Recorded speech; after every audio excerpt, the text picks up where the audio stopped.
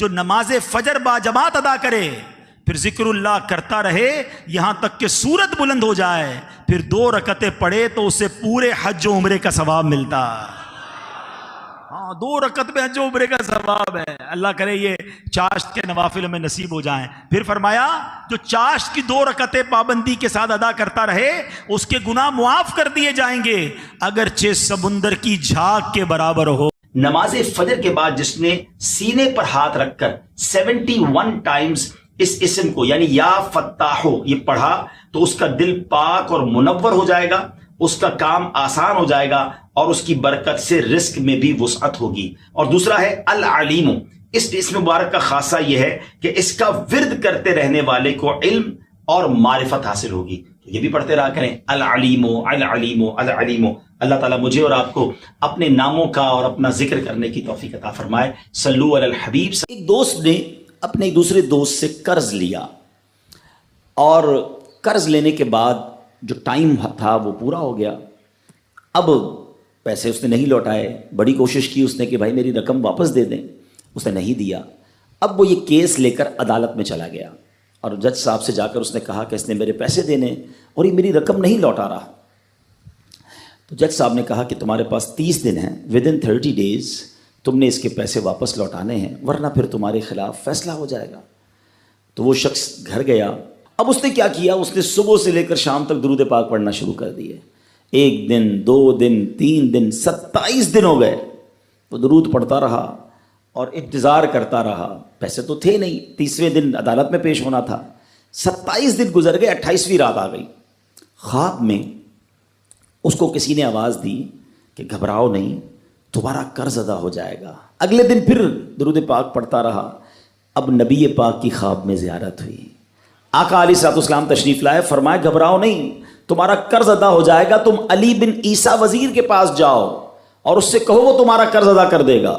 اب جب صبح اٹھا تو بہت خوش کہ نبی پاک کی زیارت مجھے ہو گئی، لیکن پھر خیال آیا کہ میں اگر وزیر صاحب کے پاس گیا اور انہوں نے مجھ سے کوئی ایویڈنس مانگ لیا، کوئی پروف مانگا کہ میں کیسے مان لوں تمہیں نبی پاک نے بھیجا ہے، تو اس بات پر تو میرے پاس کوئی دلیل نہیں ہے۔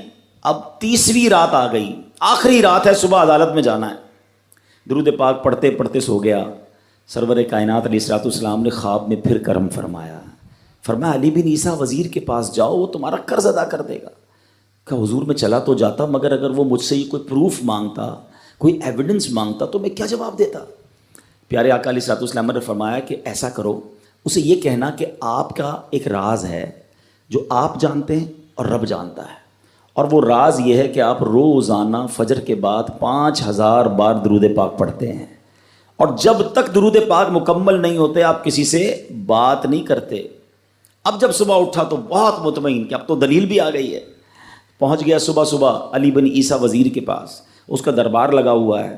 اس نے پیغام بھجوایا کہ میں علی بن عیسیٰ وزیر صاحب سے اکیلے میں ملنا چاہتا ہوں، پیغام لایا ہوں۔ درباری نے آ کر پوچھا، وزیر صاحب پوچھ رہے ہیں کس کا پیغام لائے ہو؟ کہا میں نبی پاک علیہ الصلوۃ والسلام کا پیغام لایا ہوں۔ فوراً وزیر صاحب نے بلا لیا، کہا فرمائیے۔ کہا مجھے میرے آقا علیہ الصلوۃ والسلام نے کہا ہے کہ آپ میرا قرض ادا کر دیں، میں 3000 دینار کا مقروض ہوں، today is the last day in the court, آج مجھے کورٹ میں پیش ہونا ہے، اگر آج میں نے اپنا قرض ادا نہ کیا تو مجھے جو ہے وہ سزا ہو سکتی ہے۔ علی بن عیسیٰ کہتا ہے میں بالکل آپ کا قرض تو ادا کر سکتا ہوں، مگر مجھے کیسے پتہ چلے، کوئی دلیل ہے، کوئی پروف ہے کہ آپ کو نبی پاک علیہ الصلوۃ والسلام نے بھیجا ہے؟ کہتا ہے ہاں خالی ہاتھ نہیں آیا، آقا نے دلیل بھی عطا فرمائی ہے۔ اچھا بتائیے کیا دلیل ہے؟ کا دلیل یہ ہے کہ آپ کا ایک راز ہے جو صرف آپ جانتے ہیں اور آپ کا رب جانتا ہے۔ 5000 ٹائمز ڈیلی آپ درود پاک پڑھتے ہیں فجر کے بعد، اور جب تک یہ درود پورے نہیں ہوتے آپ کسی سے بات نہیں کرتے۔ آپ ذرا پہلے تھوڑی دیر کے لیے امیجن کریں کہ جو وزیر 5000 بار روز درود پڑھتا ہوگا وہ عاشق رسول کیسا ہوگا۔ اس کی تو لاٹری نکل آئی نا، وہ تو خوشی سے جھوم اٹھا، کہتا ہے مرحبا یا رسول اللہ، میرے درود پاک قبول ہو گئے، بہت خوش۔ اب ابھی بیٹھے ہیں آپ، کمرے میں گیا، واپس آیا اور 3000 نہیں 9000 دینار لے کر آیا۔ کہتے 3000 تو نبی پاک کا حکم، مرحبا یا رسول اللہ، 3000 اور لیجئے، آپ نے اتنی اچھی خبر مجھے سنائی، اتنا پیارا خواب سنایا، آپ کے قدم میرے گھر تک آئے، اور 3000 مزید لے جائیے، اس سے اپنے بچوں کے لیے کوئی کاروبار شروع کیجئے، اور ایک وعدہ بھی کیجئے، زندگی میں آئندہ جب بھی آپ کو کوئی ضرورت پڑے گی نا، آپ میرے پاس آئیں گے، میں آپ کا بھائی ہوں۔ اب یہ دیوانہ بڑا خوش ہو کر عدالت پہنچا. اچھا everybody expecting over there, سب یہ سوچ رہے تھے کہ یہ اس نے آج گرفتار ہی ہونا ہے, کیونکہ تھا ہی کچھ نہیں اس کے پاس, پہلے ہی کہہ دیا تھا کہ میں کولیپس ہو گیا ہوں. اب عدالت میں جاتے ہی اس نے 3000 دینار جج صاحب کو دے دیے کہ صاحب اس کا میرا قرضہ ادا کر دیں, میں جو ہے وہ اپنے قرضے سے بری ہونا چاہتا ہوں. جج صاحب ہوتے ہیں, انہوں نے کہا قرضہ تو ادا کر دیں گے, پہلے بتاؤ پیسے لائے کدھر سے ہو؟ تم تو کہتے تھے پیسے نہیں تھے تمہارے پاس, اتنی بڑی رقم کیسے انتظام کی؟ اب بھری عدالت میں گویا اس نے زبان حال سے یہ کہا کہ اتنا دیا سرکار نے مجھ کو, اتنی میری اوقات نہیں, یہ تو کرم ہے ان کا, ورنہ مجھ میں تو ایسی بات نہیں. اب اس نے بھری عدالت میں پورا واقعہ سنایا کہ میں نے تو کچھ نہیں کیا, آقا خواب میں تشریف لائے, میں وزیر صاحب کے پاس گیا, انہوں نے یہ پیسے دیے. سنو اس زمانے کے جج بھی کیسے ہوتے تھے. وہ جج دوران عدالت اپنے کرسی سے اٹھ کر کمرے میں چلا گیا. تھوڑی دیر بعد جج صاحب واپس آئے اور 3000 دینار اس کے ہاتھ میں دیتے ہیں. کیا سارا ثواب علی بن عیسیٰ لے جائے گا؟ میں بھی تو آقا کا امتی ہوں, تمہارا قرضہ میں ادا کرتا ہوں. اچھا اب جس نے کیس کیا تھا, سبحان اللہ, کیا ماحول تھا, کیا انداز تھا, کیا دل تھے, وہ بھی تو دیکھ رہا ہے. کہتا ہے میں بھی تو آقا کا امتی ہوں, رکے ذرا, کاغذ قلم دیجئے, بندے کو میں قرضہ ہی معاف کر دیتا ہوں. اچھا قرضہ ہو گیا معاف. اب جو 3000 جج صاحب نے دیے تھے, وہ بندہ کہتا ہے جج صاحب ہوں واپس لے لو, میرا تو قرضہ ہی ادا ہو گیا. تو جج صاحب کہتے ہیں جو پیسے آقا کے نام پر نکال دیے میں نے واپس نہیں لینے, یہ سارے تم ہی لے جاؤ. اب یہ 12000 دینار لے کر یہ عاشق رسول جھومتا ہوا اپنے گھر پر جا رہا ہے. اے میرے پیارے اسلامی بھائیوں, ایک رات پہلے ایک سنگل پینی اس کے پاس نہیں ہے, اور اگلے دن 12000 دینار ہیں. درود پاک وہ وظیفہ ہے جو دل سے پڑھا جائے تو سبحان اللہ یہ مصیبتوں کو ٹالنے والا وظیفہ ہے, یہ پریشانیوں کو دور کرنے والا وظیفہ ہے. اور یہ میں نہیں کہہ رہا, خود سرور کائنات علیہ الصلوۃ والسلام کی حدیث ہے جس کا مضمون ہے کہ جو پریشانیوں میں ہو, جو مصیبتوں میں ہو, اس کو چاہیے کہ مجھ پر درود پڑھے, کہ درود پریشانیوں کو لے جاتا ہے, مصیبتوں کو لے جاتا ہے. ایک شاعر نے کیا خوب لکھا ہے, اور واقعی حق لکھا ہے, ہر درد کی دوا ہے صلی علی محمد, ہر درد کی دوا ہے صلی علی محمد, تعویذ ہر بلا ہے صلی علی محمد. تو ہمیں چاہیے, خاص طور پہ ربیع الاول کا مہینہ ہے, کثرت سے درود پاک پڑھیں. اسلام کی تعلیم اور اشاعت کا سلسلہ شروع کیا تو مکہ مبارک میں جتنا عرصہ رہے اس وقت تک بھی مسلمان بیت المقدس کی طرف رخ کر کے عبادت کرتے تھے. پھر نبی پاک علیہ الصلوۃ والسلام نے مدینے کی طرف ہجرت فرمائی, اور ہجرت کے بعد مدینہ منورہ میں بھی مسلمان 16 یا 17 مہینے تک بیت المقدس کی طرف رخ کر کے نمازیں پڑھتے رہے. ہجرت کے 1 سال 5.5 مہینے کے بعد 15ویں رجب پیر کے دن مسجد بنی سلمہ میں نماز ظہر کے درمیان قبلے کی تبدیلی ہوئی, اور اللہ پاک نے پیارے آقا علیہ الصلوۃ والسلام کی خواہش کے مطابق مسلمانوں کا جو کعبہ ہے, قبلہ ہے, وہ کعبہ کو فرما دیا, اور اب مسلمان کعبے کی طرف رک کر کے نماز ادا کرنے لگے. اس مقام پر آج بھی مسجد قبلتین قائم ہے. حضرت سلیمان علیہ الصلوۃ والسلام کے بعد بنی اسرائیل کے زوال کے ساتھ ہی بنی اسرائیل 2 حصوں میں منقسم ہو گئے, تقسیم ہو گئے. ہیکل سلیمانی کی عزت میں بھی کمی آ گئی. ویسے تو ہیکل سلیمانی پر کئی حملے ہوئے, مگر ایران کے بادشاہ بخت نصر نے جو فلسطین پر حملہ کیا تھا اس میں ہیکل سلیمانی کو مکمل طور پر مسمار کر دیا, اور بڑے پیمانے پر یہودیوں کا قتل عام کیا. تورات جلا دی گئی, اور اس وقت یہودی غلاموں کو دریائے فرات کے کنارے آباد کیا گیا, اور انہوں نے اس بستی کا نام تل ابیب رکھا.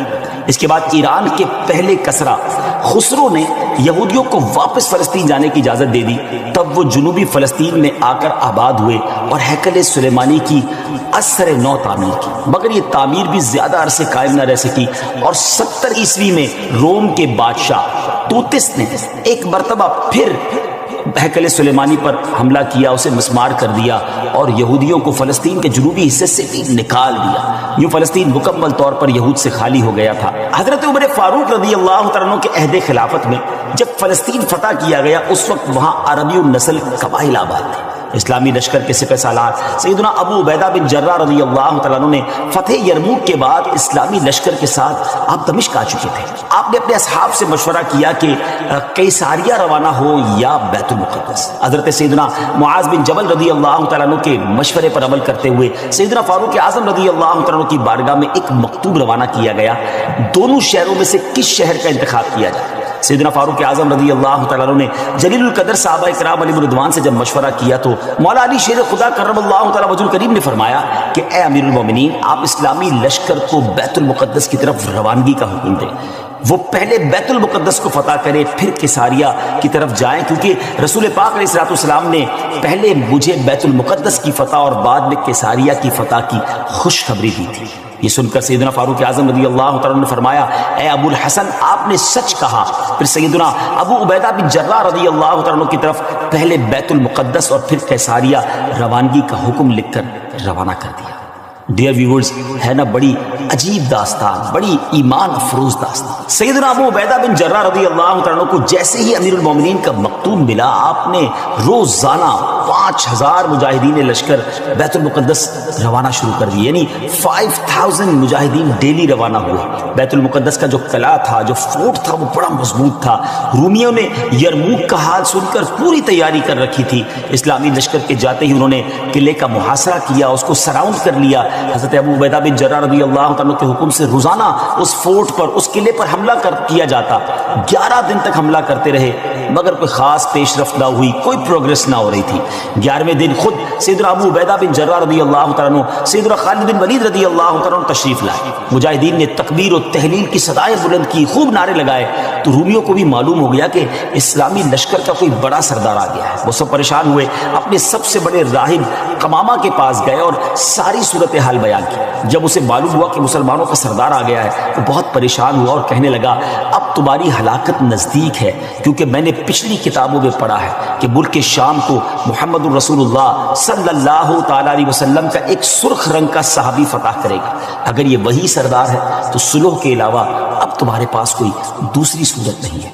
پھر وہ اسلامی لشکر کے سپہ سالار کو دیکھنے کے لیے قلعے کے دیوار پر آیا، سیدنا ابو عبیدہ بن جراح رضی اللہ تعالیٰ کو بلایا۔ آپ رضی اللہ تعالیٰ جب آگے گئے تو ان سے بھی وہی بات کی۔ حضرت ابو عبیدہ بن جراح نے کہا یا تو تم اسلام قبول کر لو یا جزیہ دے کر امان حاصل کر لو، پھر ہم سے جنگ کرنے کے لیے تیار ہو جائے۔ لیکن اس راہب قمامہ نے سیدنا ابو عبیدہ بن جراح رضی اللہ تعالیٰ کی بات کا کوئی جواب نہ دیا، فقط خاموشی سے وہ بس آپ کو دیکھتا رہا اور پھر واپس چلا گیا۔ اس نے اپنی قوم سے کہا کہ یہ وہ شخص نہیں ہے جس کے بارے میں میں نے کتابوں میں پڑھا ہے، لہذا تم ان سے جنگ کرتے رہو، یہ تمہارا بال بھی بیکا نہیں کر سکتے۔ سیدنا ابو عبیدہ بن جراح رضی اللہ تعالیٰ نے بھی وہاں سے واپس آ کر اسلامی لشکر کو جنگ کا حکم دے دیا۔ روزانہ اسلامی لشکر اس فورٹ پر، اس قلعے پر حملہ کرتا، رومی تیروں کی برسات کرتے، دونوں طرف سے جانی نقصان بھی ہوتا، سپاہی زخمی بھی ہوتے۔ لڑائی 4 ماہ تک جاری رہی۔ جی ہاں ویورز، 4 منتھ تک یہ لڑائی جاری رہی۔ اہل شہر تنگ آ گئے، وہ دوبارہ اپنے جو سردار تھا، جو ان کا لیڈر تھا قمامہ، اس کے پاس گئے، ساری صورتحال بیان کی۔ وہ نصرانی راہب جو تھا وہ پھر قلعے کی دیوار پر آیا اور سیدنا ابو عبیدہ بن جراح رضی اللہ تعالیٰ عنہ سے کہنے لگا کہ ہم ہر حال میں تم سے جنگ کریں گے، البتہ ہمارے شہر کو صرف ایک ہی شخص فتح کرے گا جس کے اوصاف ہماری کتابوں میں لکھے ہوئے ہیں، وہ تم نہیں ہو۔ سیدنا ابو عبیدہ بن جراح رضی اللہ تعالیٰ نے فرمایا کہ تمہاری کتابوں میں اس کے کیا اوصاف لکھے ہوئے ہیں؟ اس نے کہا وہ ہم تمہیں نہیں بتائیں گے، البتہ اسے دیکھ کر ہم فوراً پہچان لیں گے کہ یہ وہی شخص ہے۔ ہاں اگر تم اس کا نام جاننا چاہتے ہو تو ہم اس کا نام بتا سکتے ہیں۔ اللہ اکبر، ان کی کتابوں میں اس صحابی کا نام بھی موجود تھا۔ آپ رضی اللہ تعالیٰ نے فرمایا کہ ٹھیک ہے تم اس کا نام ہی بتا دو۔ اس نصرانی